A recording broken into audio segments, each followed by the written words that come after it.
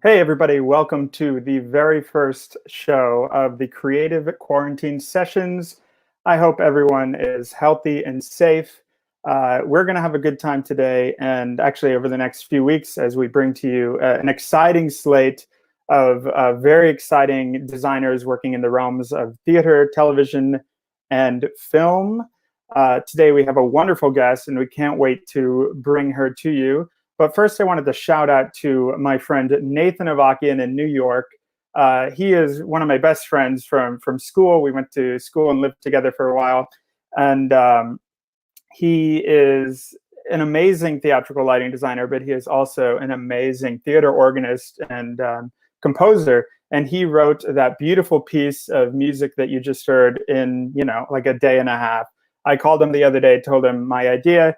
And so we have this wonderful theme song, all thanks to Nathan Avakian. So thank you, Nathan. I know you're watching from Brooklyn. So to all of you, welcome. My name is Alexander Wittenberg. I'm a theatrical designer, currently living in Orlando, and also currently furloughed from my full-time gig for the major entertainment company here in town.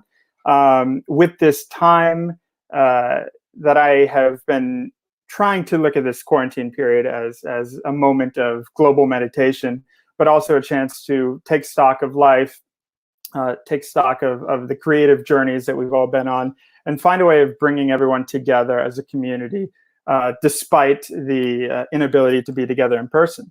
So I called my friend Caryn Novak, and we put this together. So I'd like to bring Caryn on the screen now, please. Hi, hello, Caryn. How's it going? Good. Thanks for joining us, everyone. And thank you, Alex. Hope everyone's staying healthy and safe throughout all this. And I am a set decorator and commercial art coordinator based out of Jersey City, New Jersey. And Alex asked me to join and co-host. And I'm very excited to be a part of this project and this adventure. And we really wanted to take the time to have some community and share everyone's stories, like share the stories of designers that create and build the worlds that we see in the films and TV shows that entertain all of us. Indeed. And there's always been so much inspiration for both of us to be found in any sort of little piece that you can find online of a designer talking about their work and the inspiration behind their work and the process. So we're going to do our best to bring some exciting conversations to you about all that, as well as staying creative in the quarantine and what it means perhaps for the future of our industry.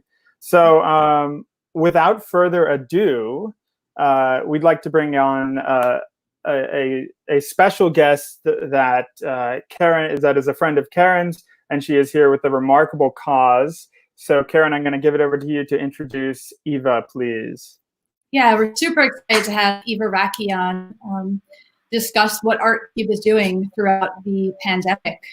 Eva is co-founder and CEO of the ArtCube Nation, and I'm sure most of you know her from that and from back in the film biz recycling days.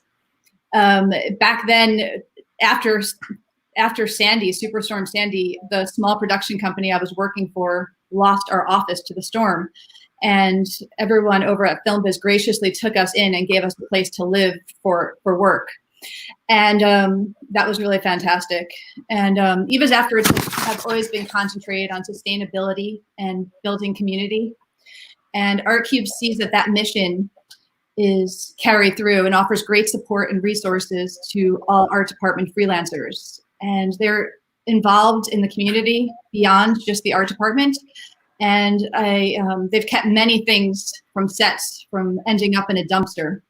And we're super excited with all the efforts right now that ArtCube's been doing to keep our frontline medical workers safe.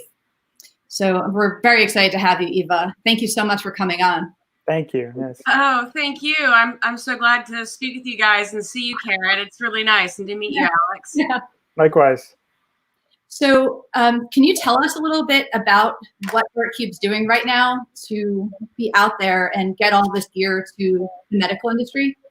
Certainly. So about a month ago, when we heard on the news, as we all did, about the dearth of PPE for frontline workers, here's this community of makers who make impossible things all the time for film and television and theater.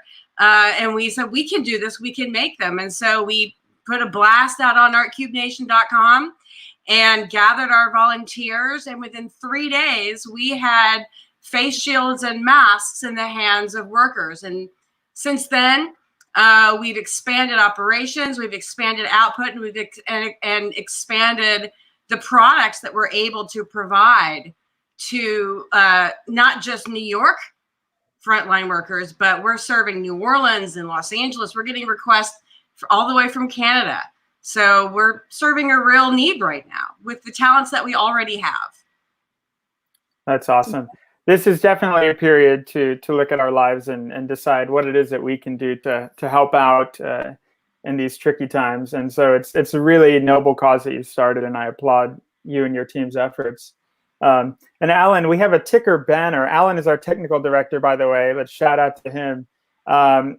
This is Eva, you can share a little bit more about the ability for our audience members to go on here and donate to your cause. Thank you. So they could go to GoFundMe and search ArtCube Nation, or you can go to artcubearmy.com, where you can see our big donate button, but you can also see all the work that we've done too, and connect to our social media and keep up with it. We've collected all this up, and you can see all the partners too. It really isn't just ArtCube. We're sort of spearheading and organizing it, but there are other pods like the Saturday Night Live, film unit, 52 Makes, Art Makes Mass. So, with all the hospitals have been contacting us, we can reply to them and go, hey, do you need this, this, and this? So we've developed our own supply chain. And why it's working is because it's small batch and quick turnaround. What that does is that lets them, instead of making 200,000 and letting them sit in boxes for 2 weeks, they go out in hundreds and 50s and 200s, just like that. And then we get feedback on the design, which we've tweaked and improved, because PPEs are not really meant to be worn all day, but now they are.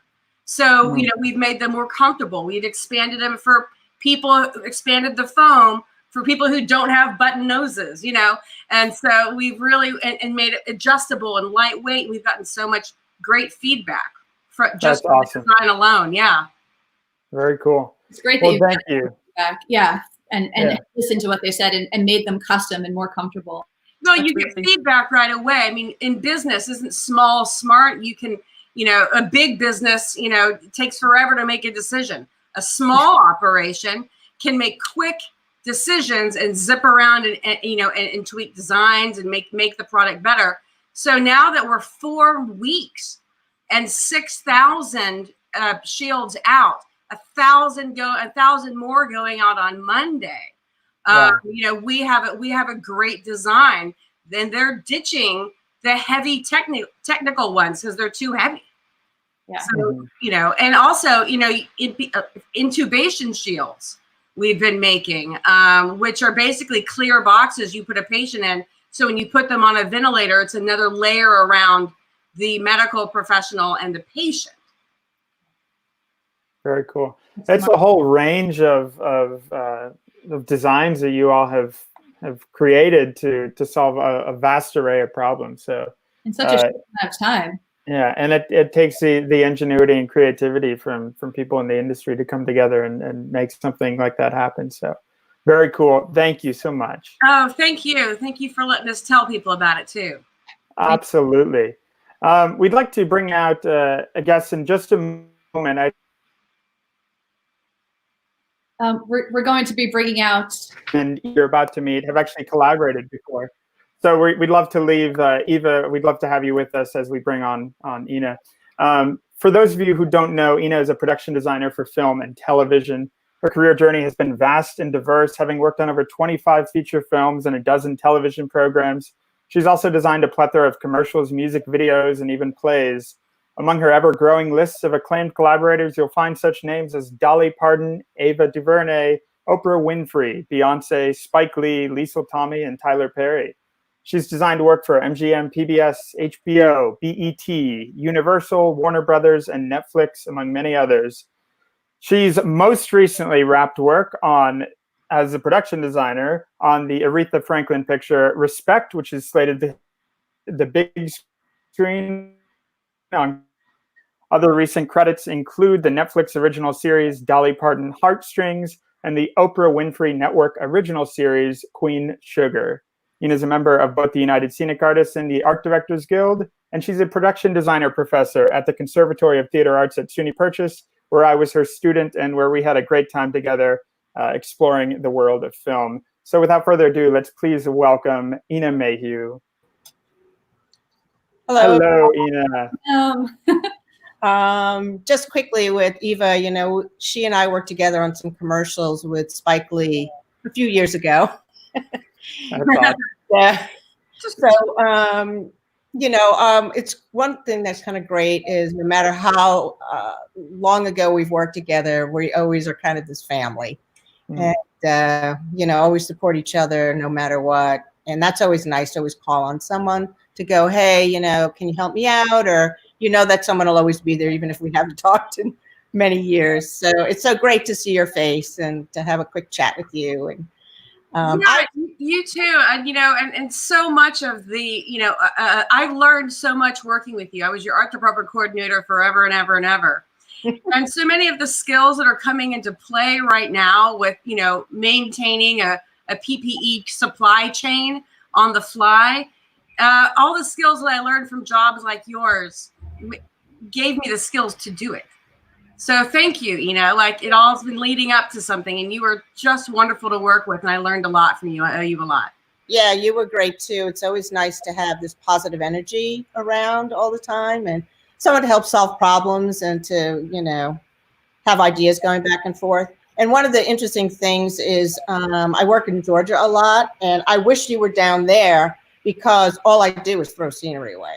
And film recycling's in Savannah now. It's been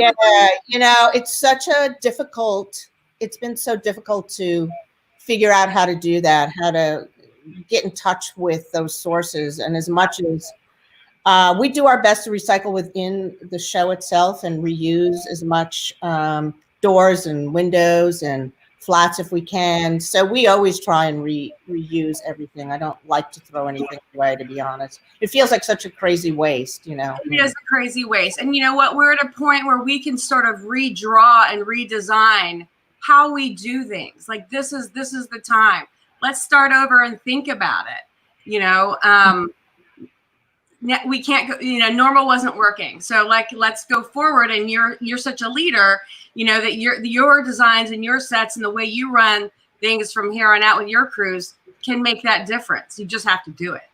Yeah. I think I have a wonderful team that I work with all the time, and they're so into let's reuse that floor. Let's repaint that. Or, we'll rip up beautiful oak floors from one other set. They're willing to do that and put it on a different set, all tongue and groove. And it sounds insane, but we're all in it. No one wants to throw anything out. And we keep things as long as we possibly can. All our Dolly Parton Heartstrings are on trailers.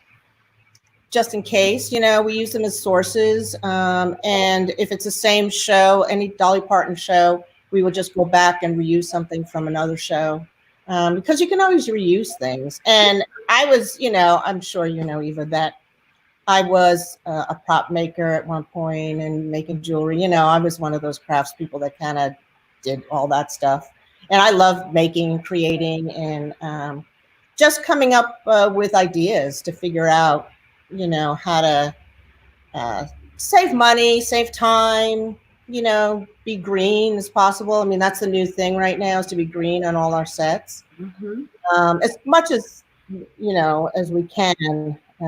There are always kind of funny stories about the plastic water bottle issue and, the poor crew people that don't have enough coolers. And, it's not always as easy as people say, well, just use that metal bottle that are given to us to refill it. And all right, there's not enough, coolers. So we all do our best. But I'm always in support of what you're doing. And I've been following you for years, and I'm just like, oh, where's Eva? I need her in Atlanta.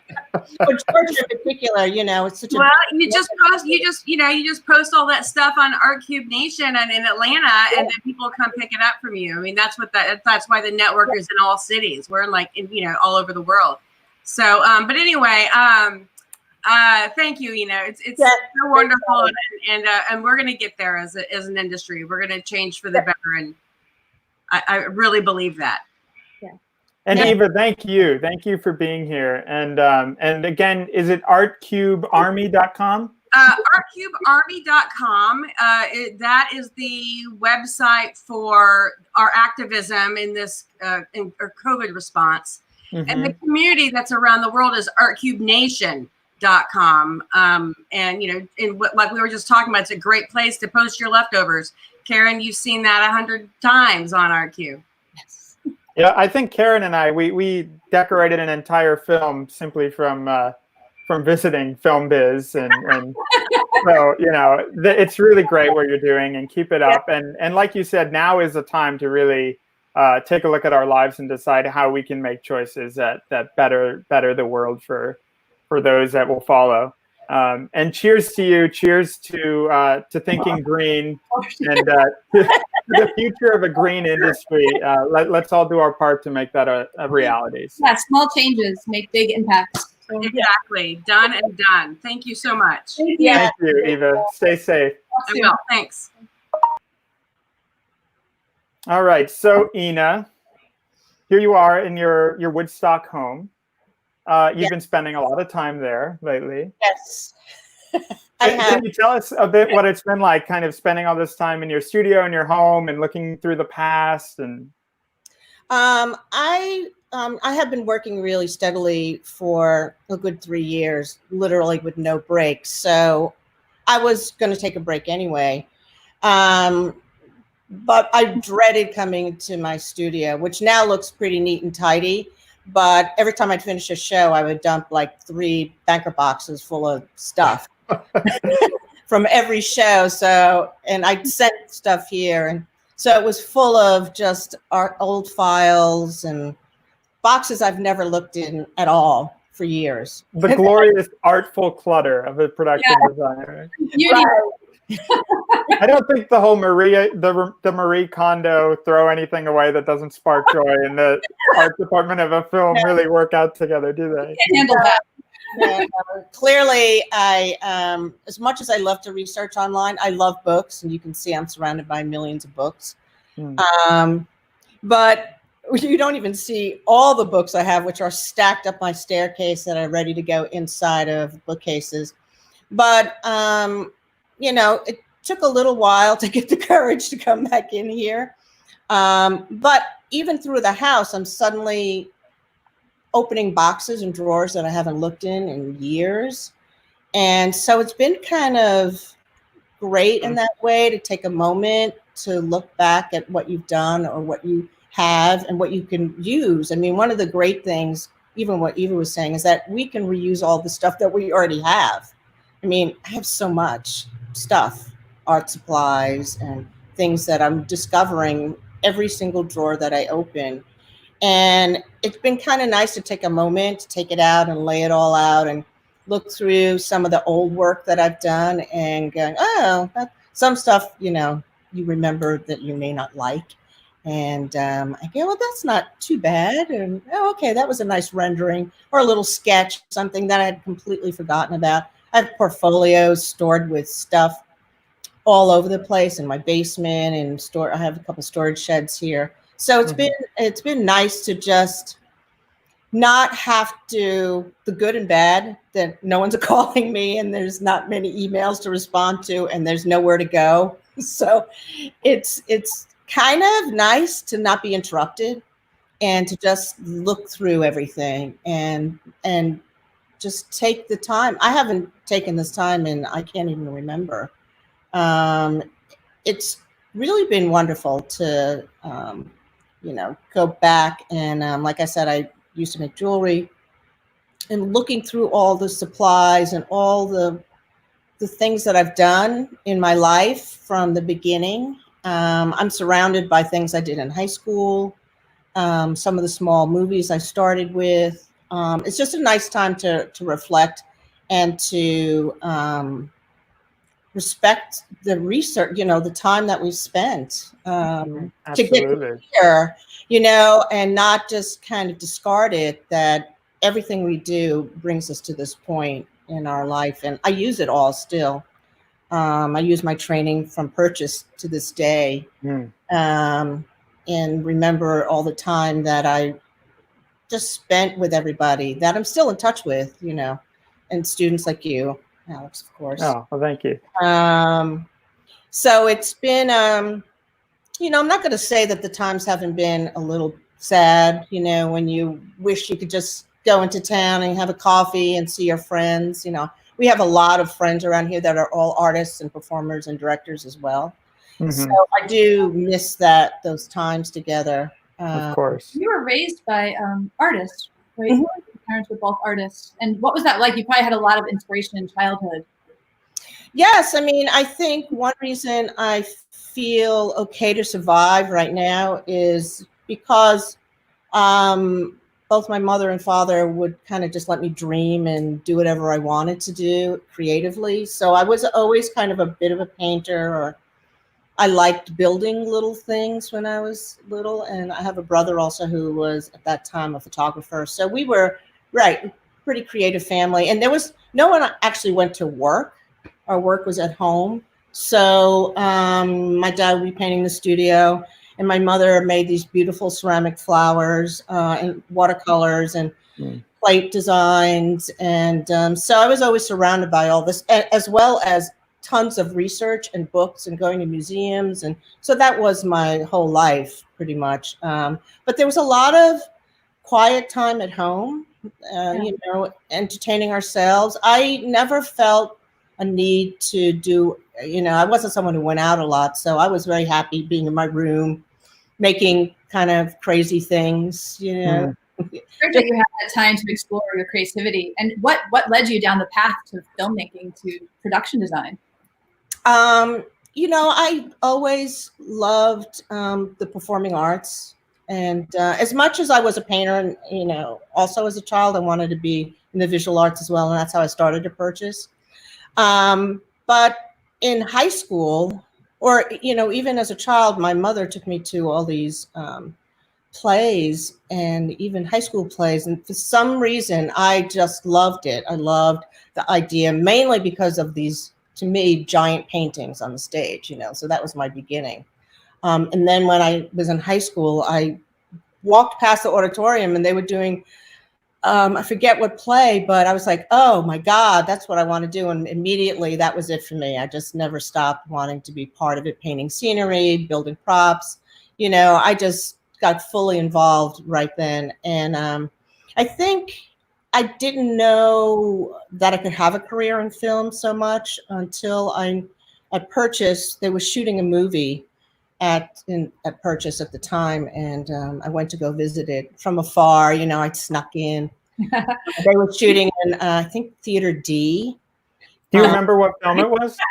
It was, oh God, It'll come to me, but Okay. it was, that was it for me. It was another spark, you know, it's the same kind of feeling when I saw theater being performed, you know, that theater I could get involved in. And then I had no idea how to do it or how to get involved, but I was a part of the film club at Purchase at the time, where I met a filmmaker, Charles Lane, and I just hung out with them.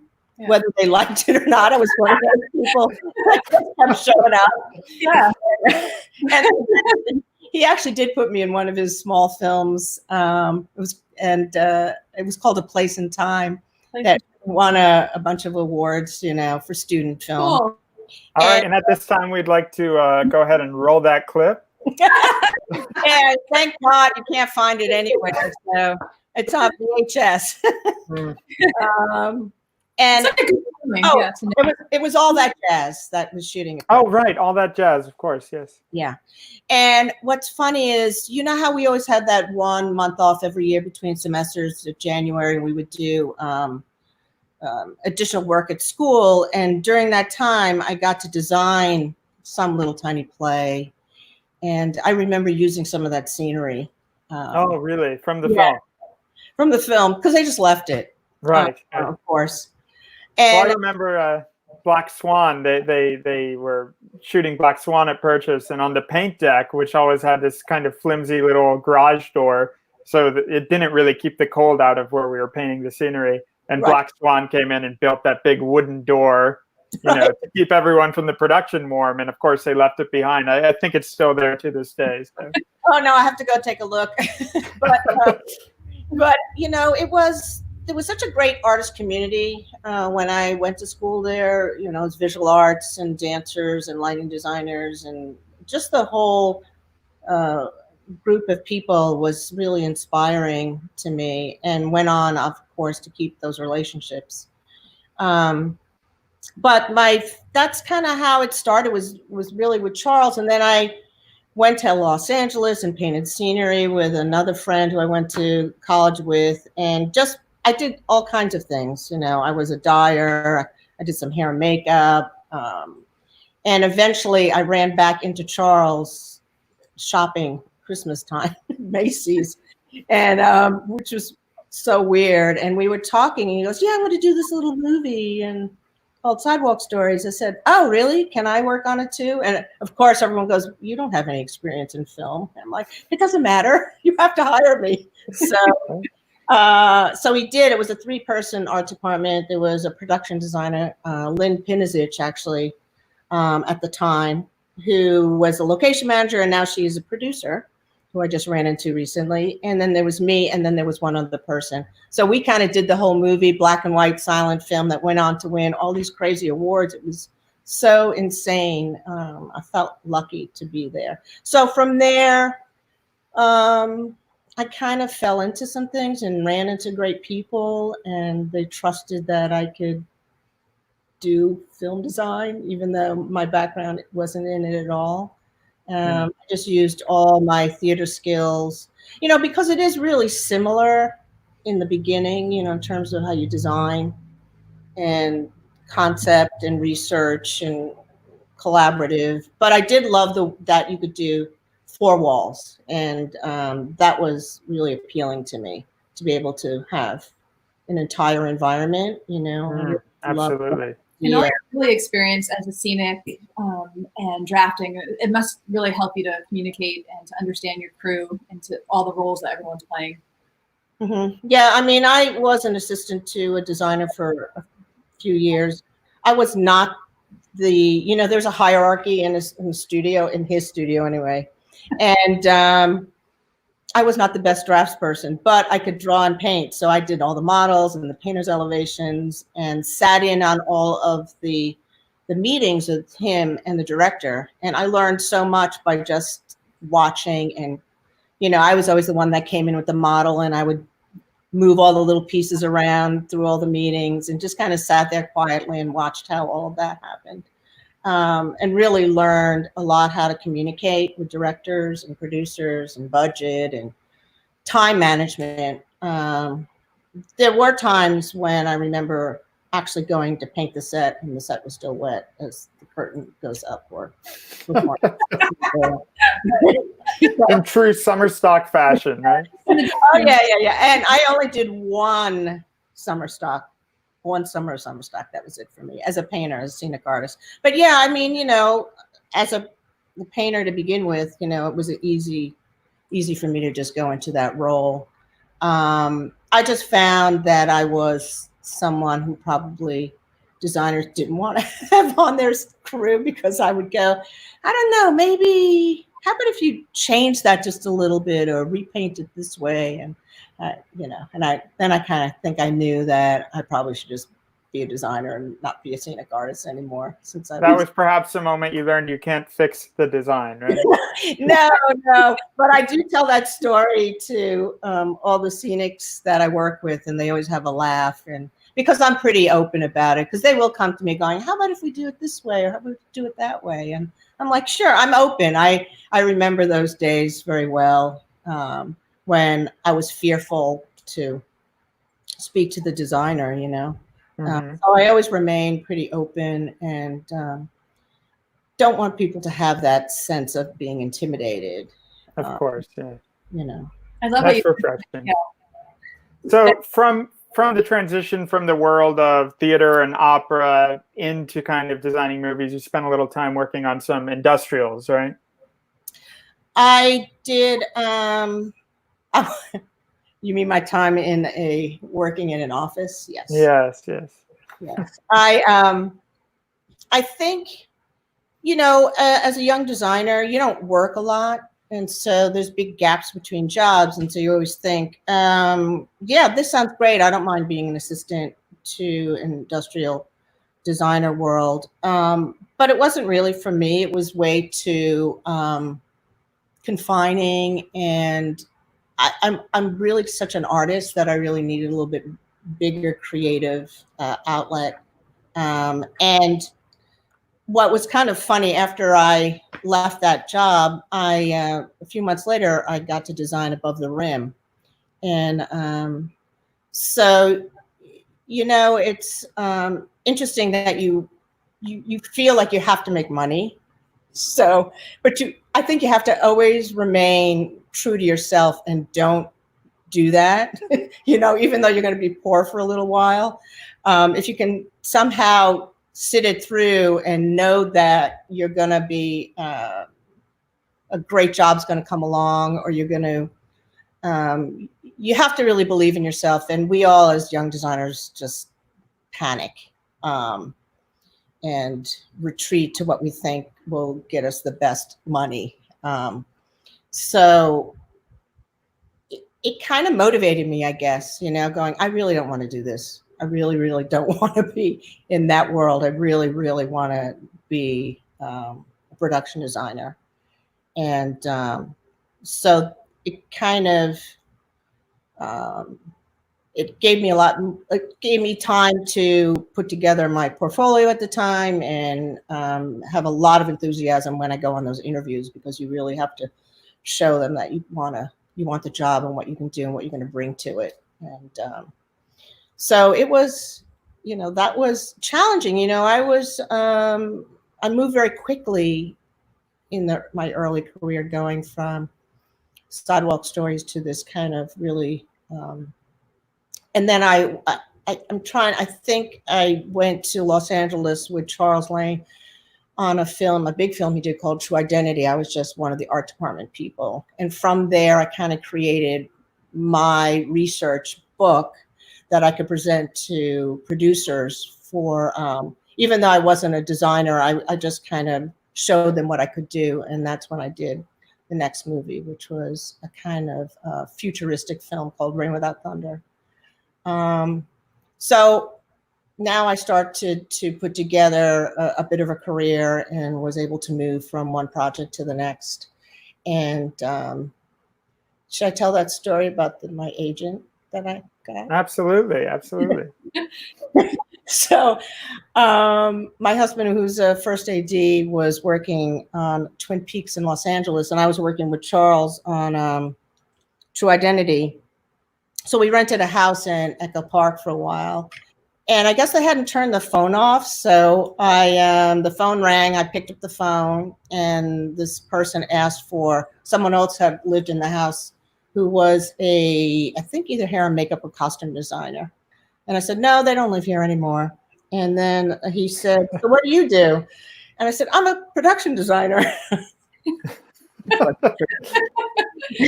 I mean, I sort of was. But, it was so funny that they go, wow, really? So, do you want to come in for an interview and maybe we can, represent you? And they did, which was so interesting. And then from there, I got this film called Drop Squad, which was a Spike Lee produced project. And that was your first collaboration with Spike, right? Mm-hmm. And David Johnson, who was the writer-director, he and I had a really wonderful collaborative time together. And, when you're doing such a small film, you actually have a lot of prep time because, it takes a while to raise the money and all of the things that go along. We actually shot that film in Atlanta. It's still out there. It's a little bit, I feel like I have a past of cult movies. That Drop Squad. Hey, that's not a terrible thing. There's a very loyal fan base to all that. Yeah, to all of them. It's so funny.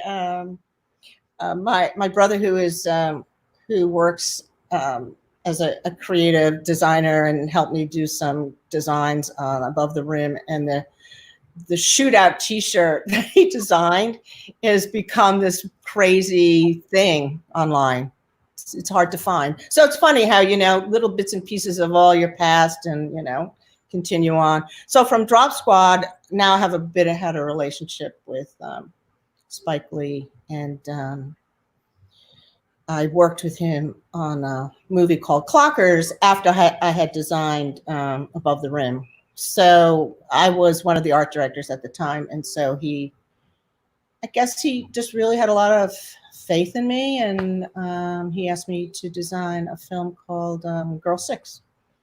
And so I had a bit of a time with him, Dad, Girl 6, get on the bus. We did a lot of commercials together. Eva and I had done a bunch with him as well. So from there, things just carry on. There's always gaps in your career, and there's a lot of things that happen and time off. And but it's such a small world, really, and it's all word of mouth. One thing that was interesting was that while I was working with Spike, I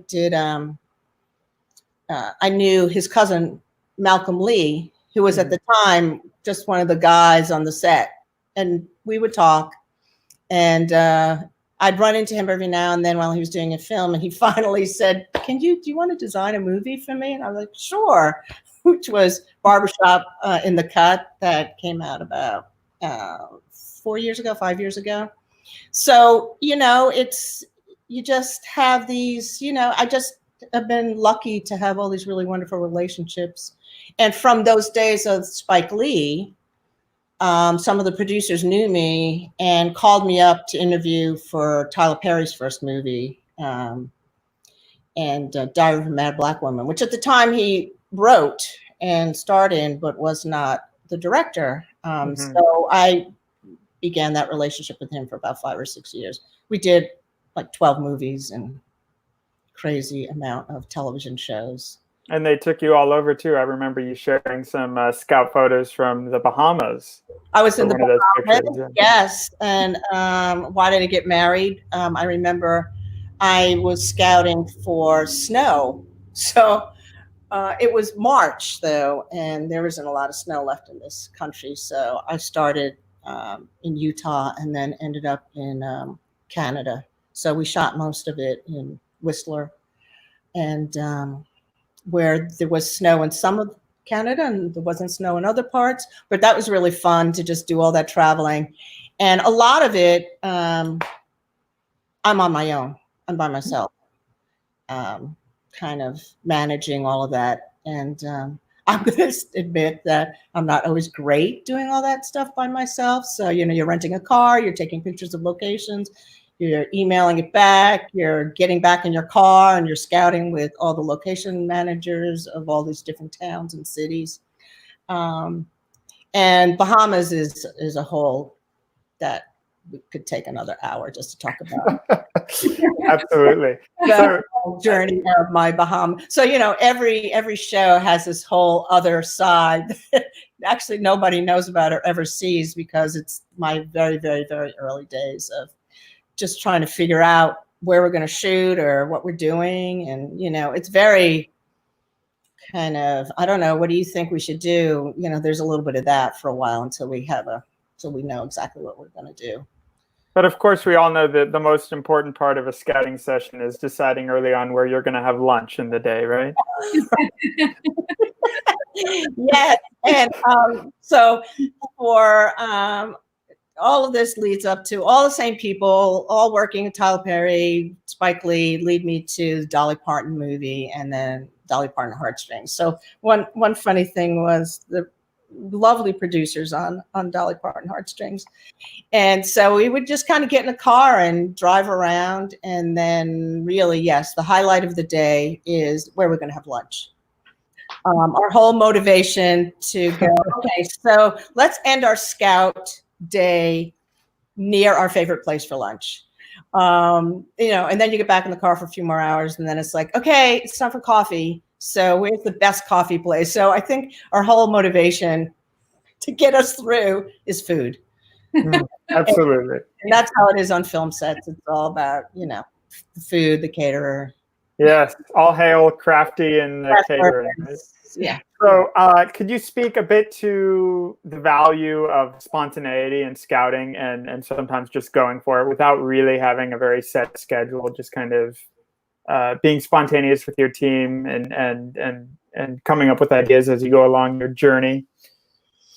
One thing I've always kind of just in the early days after you read a script, it's between me and a scout pretty much in a car, and we don't have a specific direction. We kind of know that we need to look in this neighborhood, and we'll just drive around, and I'm looking out the window, and there's one, I think it was Get on the Bus, where it was endless location scouting. We were all over the country because the bus actually does travel from Los Angeles to Washington, D.C.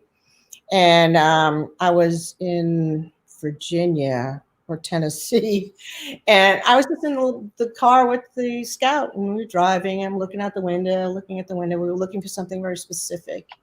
And I just happened to notice this really great funky kind of restaurant that was needed for this one particular scene, literally in the middle of nowhere.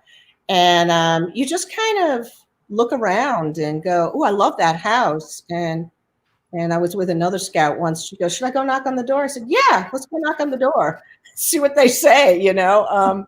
But it's true. We just kind of, it's really just exploring. We just drive around and look at neighborhoods we like. And sometimes in our journey to where we were supposed to end up, we find what we need or what we're looking for. On respect too, I try to use the same people on all these projects. And the person that I was using on the Dolly Parton projects also worked with me on respect. And what's nice is we have a little bit of a shorthand, and so we're comfortable in the car. I mean, we're in the car for hours or all day, driving and looking at things and just going from one place to another. Yeah. And sometimes he'll guide me, but a lot of times I'll go, take a right over here, or that road looks nice up there. Let's go up that way. I mean, it is this kind of drifty journey, and we just stay open to it. And he'll go, "I don't know, this is this kind of great house. I thought maybe you might like it." And I pull up and I'm like, "Oh, it's perfect. It was so perfect." That's just the first step. And then to go in and talk to the homeowners and talk them into shooting at their house. Respect. What a treat. Yeah. Respect, you found the exterior of Aretha's house, but you built the interior? I built the interior. That's cool.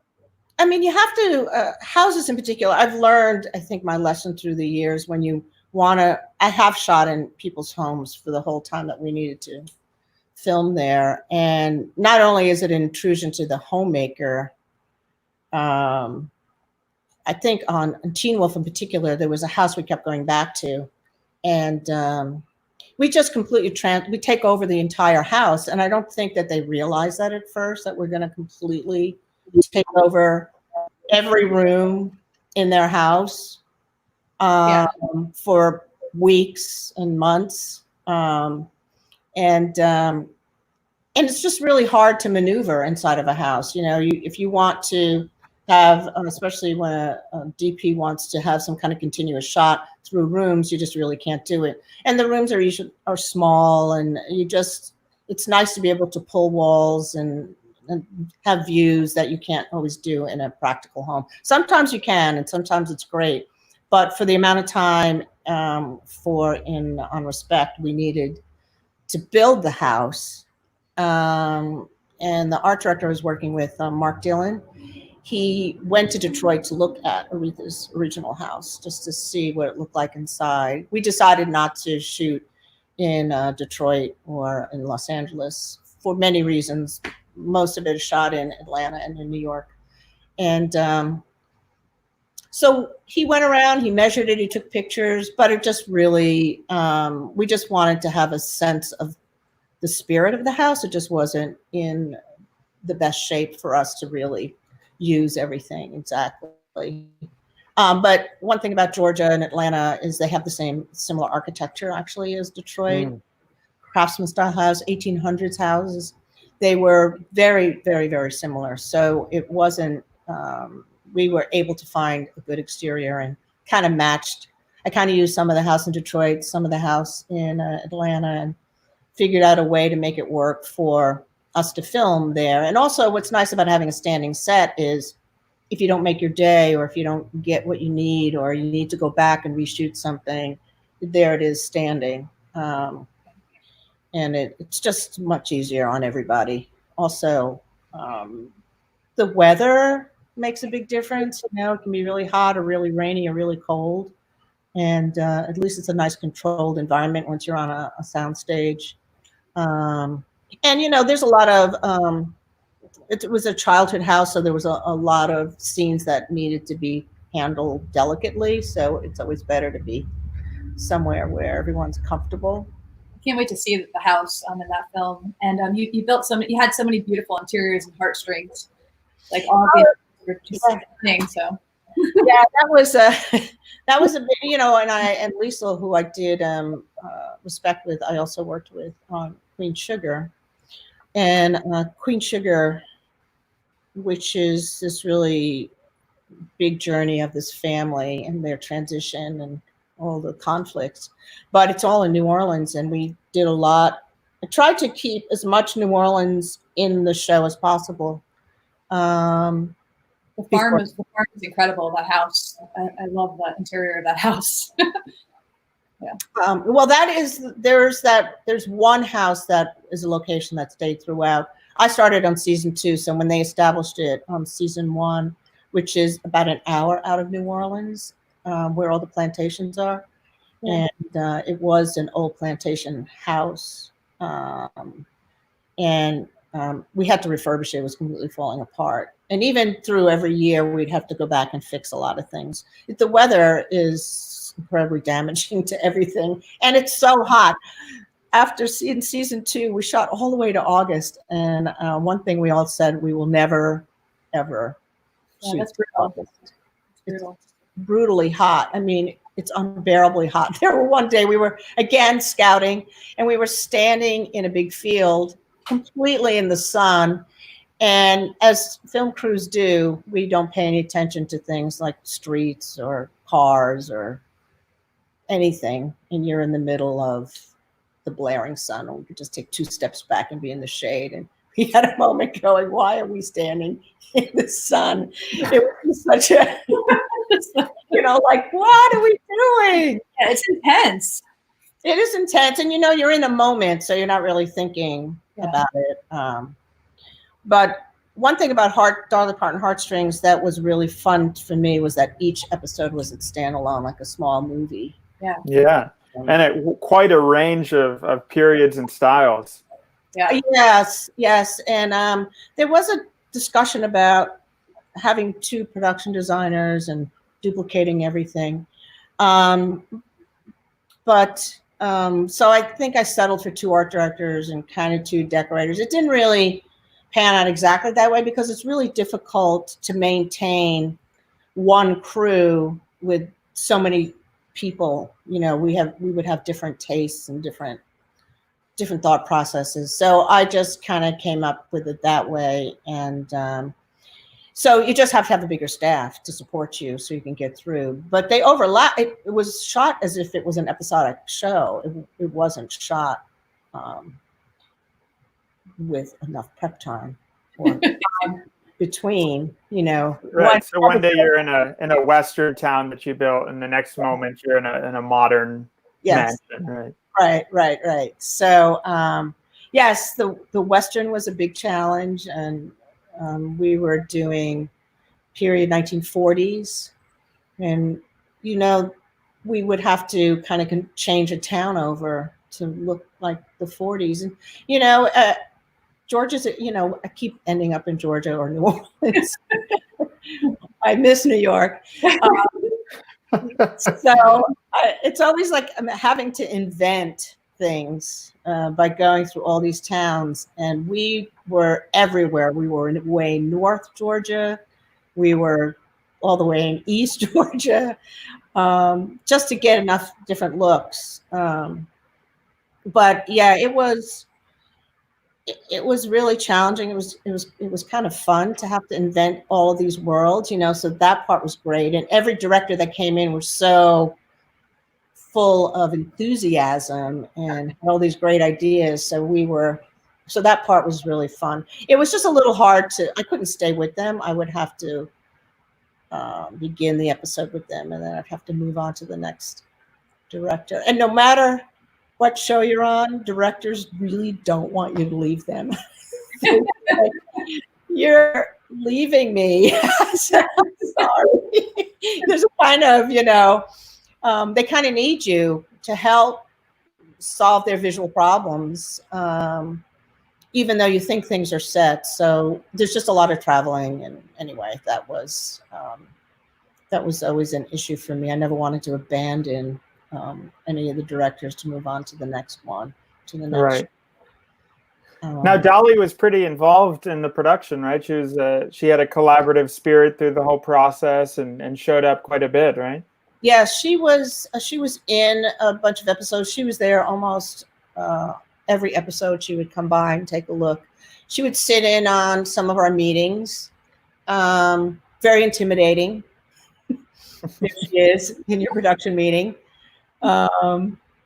And she's a really wonderful collaborator and very open to your ideas. But, you know, she knows what she wants and she will tell you what she wants. And but at the same time, she's just incredibly supportive and just the most generous, down-to-earth person. She would just show up on set by herself and just sit at the monitor. Greeted all the crew people, just really wonderful and just really appreciative of everything that we did. She really wanted to tell this was kind of a dream of her to tell these, turn her songs into actual stories that were produced into small films. So that whole process was great. And it was really hard. I'm not going to say there weren't moments of crew members bursting into tears at some point. Complete stress, the decorator in particular. But you know, we all have that moment of not sleeping and really want to be perfect. And I think that our level of striving for perfection will Tell us about the floors on episode 2, those marble floors. So for us, it was the last episode that we shot. If you watch the Netflix show, it's the second episode.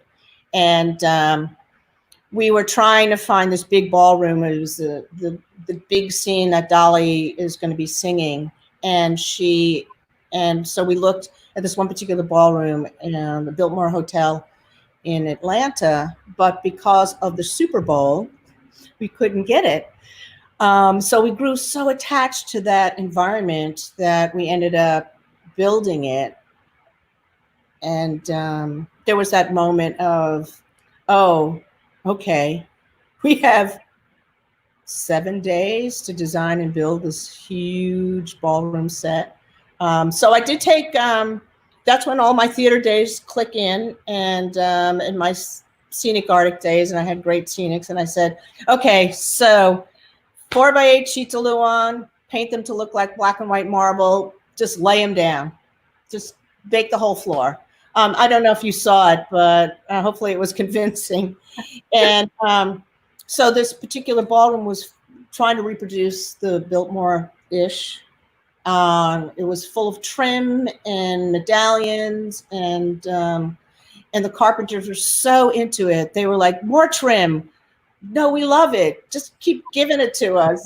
They were so determined to get this ballroom done, just because they just kind of loved, the challenge of it, and also really wanting to, satisfy the show, and just because we really wanted to get it done in time. And we were so insane. We worked around the clock, different crews coming and going. And then one day, I don't know why I remember it was a Tuesday. It was, I think, the day before we had to shoot or so. We walked in and we looked around to see what else they had to be done. And we were like, oh, it's finished. It was such a wonderful relief and thrill for everybody. And then it was time for the decorating team to come in and to assemble 8 to 10 chandeliers from scratch. Because we all really, really, really wanted it to be this beautiful, sparkly scene. And for us, it was the very, very last day of filming. So it was even more special to get it right. And just there's so many layers and so many people that help out. Trying to get something special for Dolly Parton's, her concert. It's a New Year's Eve party, and I wanted the twinkle lighted floor. I have no idea. I just say, can you find a twinkle lighted floor? And again, everyone's like, yes, I'm going to find it. And this one woman who was in my art department, she found it. She actually found an actual twinkle lighted floor that we installed, and twinkle lighted curtains, and, kind of created this environment. So, it's this, just kind of allowing all the people around me to have a creative input without dictating all the time. Once they know kind of the direction that I'm thinking about, it's nice to give them some freedom, because they sometimes will bring in things that I would never have thought of. There's just so many endless stories of us just trying to get ready to film. Yeah. Another moment of creative collaboration on Heartstrings in particular, I think, was when you all had to come together to build an artificial lake on one of the stages, right? Yes. And so we, Mark Dillon, who took charge of that, and I said, water on stage, okay, go for it. So he came up with all these great solutions, but no matter what, water on stage it's going to leak. So that was fine. He handled that really well.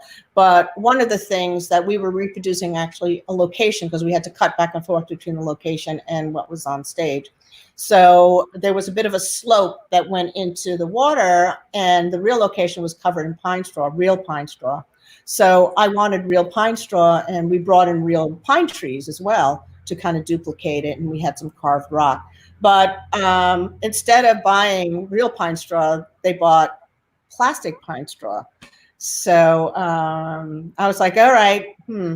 So we put it on the ground, and it kept sliding into the water. And I don't know, I walked away for something, and I said, I don't know, come up with some solution. How do you kind of glue this pine straw together? and the scenic charge came up with this giant blowtorch. I'll never forget it. It's just huge. And he just melted it all together, and it made the most fantastic like mats of pine straw. And he just went for it. No one said anything to him. He just came up with this idea and his way of gluing it together. Because I said glue it together. And he goes, I tried, that didn't work. I said, wow, a blowtorch. Okay. So that solved it. We put it on. It looked like pine straw. It was perfect. It was hysterical. I did movies of him like blowtorching plastic pine straw, but it harkens back to Rick Dalton's victorious finale in Once Upon a Time in Hollywood with the flamethrower, right? yeah. You know, I think our behind the scenes is so dramatic about how we solve a lot of these things. It's and you know, one part I don't talk about enough, which is my greensmen, the greens department on a movie that will come out later at Christmas time called Christmas on the Square, to build a town on a stage. And one of the things, the town was surrounded by trees, and you know, the buildings had to be at least 20 feet tall. So I said, I don't know, can you find really tall trees to bring in? And he went and found this particular property that had just tons of overgrown, like 30-foot trees. And the guy goes, yeah, just cut them down and take them. So we literally brought in real trees to surround this this 40 by 40 foot stage. And it's amazing what those guys do. The same thing with the lake. They went and they brought actual trees in, and he cares very much about the environment and trees, so he'll only cut down things that are okay to cut down. You know, he keeps them alive. And on one show, one Dolly Parton movie, it was summertime, of course. We were shooting Christmas in July in Atlanta at 90 degrees, and but we had to defoliate all the trees because it was supposed to be winter time.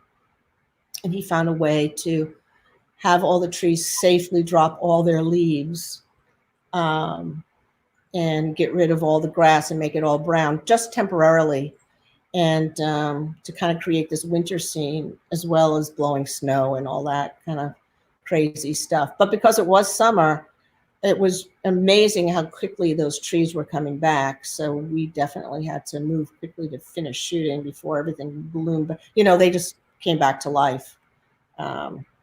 They are such a big part of the environments that we're in. They're the ones that really do everything.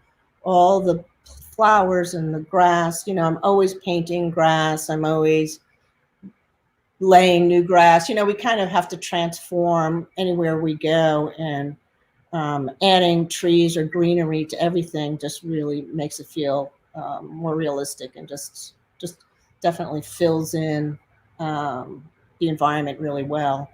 So I always have partners that are that really love and are invested in the greens part of it, whether on stage or on location. There's a full greens team. Even on Queen Sugar, we surround all of the houses and everything with artificial and real trees all the time. So that's a really huge part of it, and I really depend on them and location people. You know, all the people that we don't talk about very much that are there. The unsung heroes. They really are. I mean, you know, it's funny how when you see a credit go by, I'm like, yeah, but everyone contributes such huge amounts to each of these productions. And I know I'm like overlapping all these different shows, but they all have these huge challenges. And so that's kind of brought me to where I am right now. Right. Speaking of the present moment, let's talk a little bit. We're already past the hour. We could go on for days sharing stories. And it's wonderful hearing about all your experiences. I'm curious about right now in quarantine, as we look ahead to the future of the industry, what are some of your thoughts? And perhaps you might share, what is your hope for the future of the industry? Yeah, I'm just concerned about how we get back to work. One thing about Respect, we were shooting in the winter in Georgia, and there was a big bout of people having pneumonia and sickness. And we're just like like a kindergarten, right? One person gets sick, then everybody gets sick. So we're always wary. So it's really concerning how we can safely go back. I mean, we're all very cautious anyway, but we're all together. I mean, there's like 2 or 3 people in an office.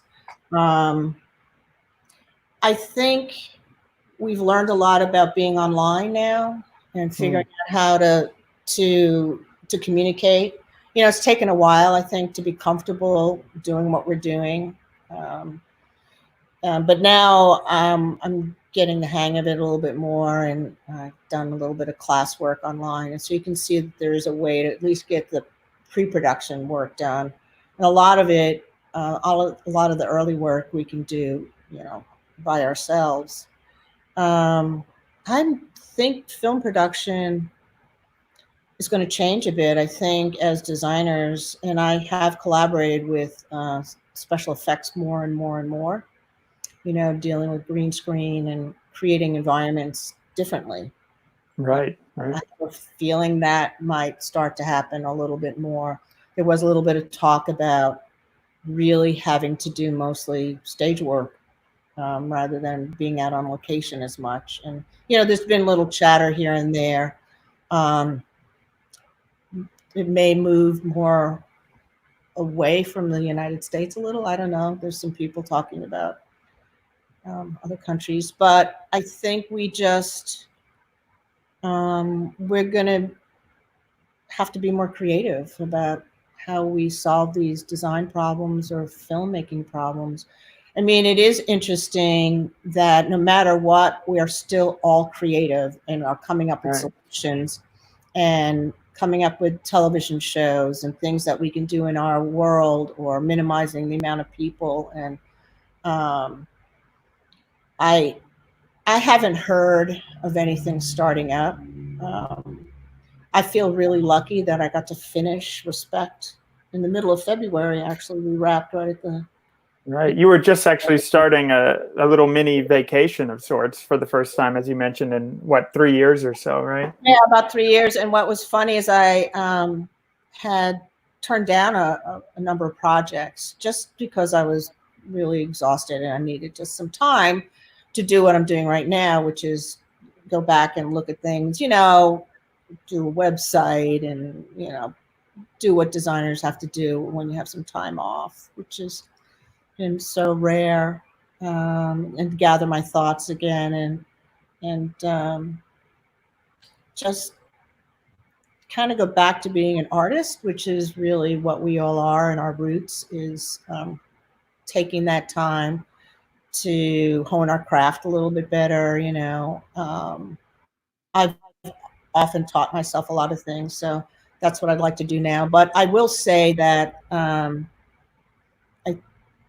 think we'll be safer on set. It just feels like this is going to go on for a while. But everyone, like I said, is really trying to stay positive. And we talk to each other a lot and try to see if there's some kind of distancing solution. I think it's definitely going to change because this is going to be around, I think, for a while. And, you know, we have to figure out how to just stay alert and be okay and have a routine through every day, you know, because there's no day off anymore. It's either, for me, every day is a day of working, kind of. You know, it's not like I have the weekend off because I'm not going anywhere, I'm not doing anything. Right. But I don't know about, you know, I think our industry is really going to be a lot more streaming, a lot more television, a lot getting away. I hope it doesn't get away from movie theaters, but anyway, these are just me. Right.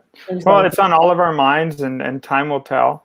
One thing I will say for sure, one thing I know everyone loves about you, Ina, is the compassion, the grace, the humor that you bring onto your sets and share with your whole team. And those intangible things are what will carry us through, all the way. We'll always have each other. We'll always have the ability to laugh and have fun while we make the movies, because after all, it really is a fun business to be a part of. So. Yeah, no, it is. It is a lot of fun. And one of the big things is that we always have to have a laugh, and enjoy, or out of either just exhaustion, we just start laughing hysterically about, oh my God, what's going on? I can't believe this. And really just see the fun in it. And I just really try and make the department feel that everything that they're doing is really important. And everyone just have to treat everybody with kindness. I don't know why not.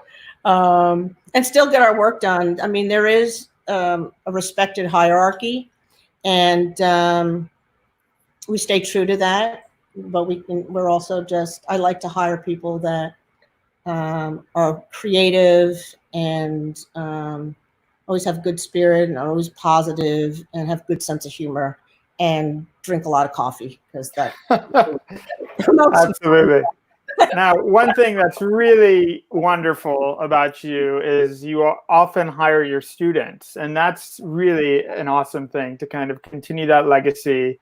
It's starting it in the classroom, watching films together, dissecting the process, and then eventually bringing them to work with you. Can you speak a little bit about what that is like for you to kind of have that continued legacy of working with your students?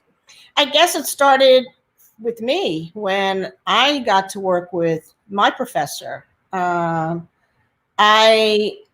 was a nice transition from school to work, and I really enjoy, because I know that everyone, either in my classes or I'm going to just say purchase, or students in general, they just have all this really great skills that I really, really need.